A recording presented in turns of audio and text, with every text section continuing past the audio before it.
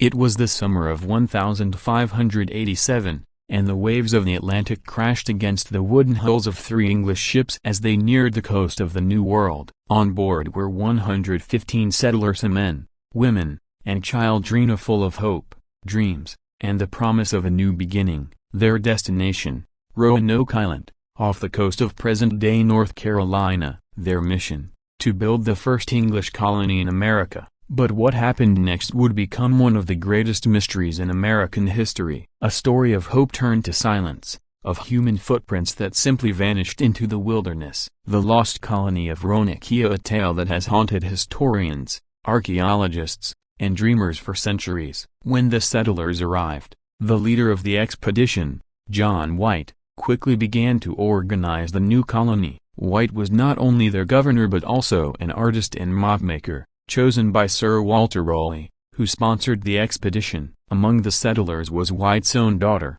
Eleanor Dare, who soon gave birth to a baby girl of Virginia Dare, the first English child born on American soil. To the settlers, this was a sign of divine blessing, a symbol that England's future was rooted in this strange and untamed land. But from the very beginning, things didn't go as planned. The supplies were running low, relations with local Native American tribes were tense, and the land itself was unforgiving. The settlers quickly realized that survival in the New World was far harder than they had imagined. Governor White made a difficult decision. He would return to England to bring back more supplies and reinforcements. He promised his daughter and the settlers that he would return as soon as possible. But fate had other plans.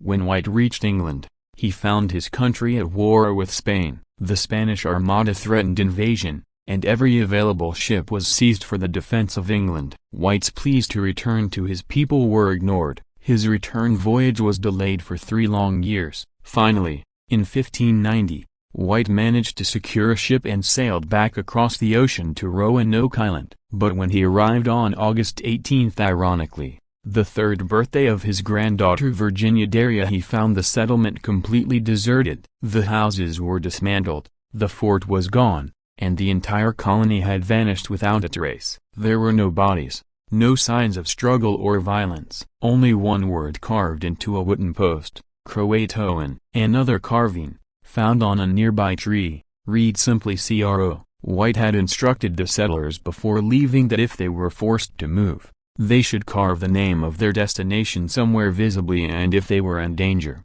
they should also carve a cross above it. There was no cross. This meant the colonists had left willingly. But to where? Croatoan referred to a nearby Atlanta today known as Hatteras, Atlanta, home to the Croatoan tribe, who had previously been friendly to the English. White wanted to sail there immediately, but a powerful storm began brewing off the coast. The captain of his ship refused to risk it. Reluctantly, they turned back to England. John White would never see his family again. The mystery of the lost colony was born.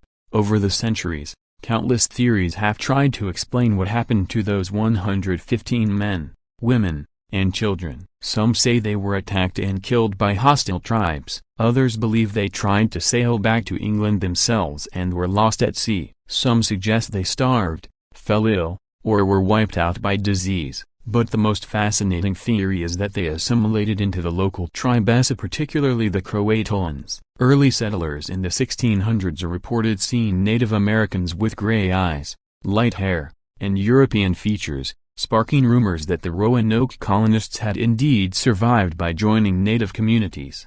Archaeologists have searched for clues for centuries. In the 1930s, a series of mysterious stones surfaced called the Dare Stone, as supposedly inscribed by Eleanor Dare herself. One of them claimed that many settlers had been killed by sickness and conflict, and that only a few survived. Most historians today consider the stones to be forgeries, but they added fuel to an already burning legend. In recent years, modern science has entered the investigation. Archaeologists discovered fragments of English pottery and tools near both Roanoke and Hatteras Islands. A symbol on one of John White's original maps hidden under a patch seems to mark a potential relocation site inland, near what is now Bertie County, North Carolina. Could this be where the colonists went? Even today, the mystery remains unsolved. Every new discovery seems to answer one question and raise another. No written records, no confirmed graves, No undisputed evidence has ever been found. The lost colony simply vanished, swallowed by time, nature, and the vastness of the New World. Some say their disappearance was not of this world. Strange legends have grown around Roanoke Island. Locals tell stories of ghostly figures seen wandering through the woods, of eerie lights flickering along the shore at night, and of whispers in the wind that echo names from the past. Paranormal investigators claim the island is haunted by the restless spirits of the colonists, trapped between worlds, still searching for their lost home.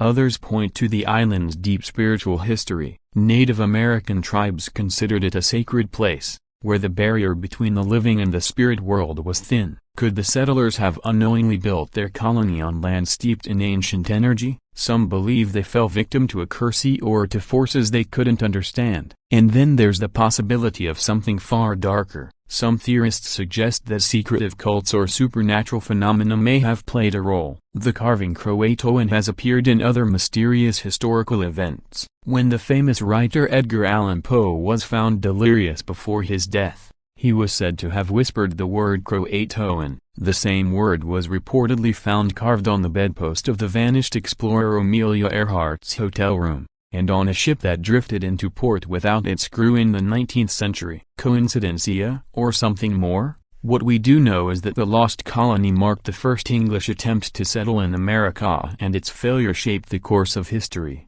When the Jamestown colony was established 20 years later, its founders were haunted by Roanoke's ghost. They came better prepared, more cautious, and determined not to share the same fate. Without the tragedy of Roanoke, Jamestown might never have survived. Today, Roanoke Island is peaceful. Tourists visit the reconstructed fort, walk the quiet beaches, and gaze out across the same waters where John White once sailed in search of his vanished family. The air is thick with mystery, as if the island itself is keeping its secret. Maybe the colonists did survive, merging into a new culture and leaving their English world behind forever. Or maybe they perished in silence, their bones scattered and lost to time. Perhaps they became something else entirely, a legend that refuses to die. The Lost Colony of Roanoke isn't just a mystery of the past, it's a haunting reminder of humanity's endless quest for discovery, our fragile place in history, and how easily stories can fade into shadows. Yet even after more than 4 centuries,